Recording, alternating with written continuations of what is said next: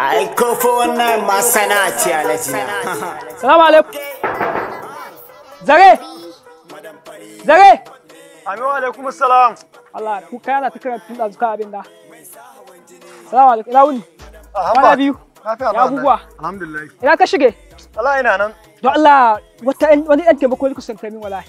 Ina jin. Mashin ganin ka so ka ara min. Yariya tana ta wajen kitso so nika ta ɗauko ta. Ni ba ban so in baka mashin ka take ta gudu da shi wallahi. Wallahi ban gudu ne kaka samu matsala. Insha Allah lallaba da shaf na ta na dawo. Ko da ba yi. Ka san ku yanzu yare yanzu wallahi mutun na ba ku kai zuwa ku ta gudu da shi wallahi. Ni na ma alƙawari mashin ga naga ko ni bai yi wallahi ko golje bai yi yadda ni ashe shakin zan dama da shi. Allah da annabi. Akwai ne mai ciki? Akwai mai. Okay ba matsala. Ya waya don Allah lallaba. Kaka samu matsala zan lallaba da shi wallahi. Mashin din nan ba su a samu matsala ha. Adewoni ba a samu matsala insha Allah wallahi. Babu yaro babu jinjiri zamu yaudare ka malam ko ba ko dari sana'a muke yi malam ko da bamu da jari madan fari mai yaudari dan ko wallahi mai sa hawan jini madan fari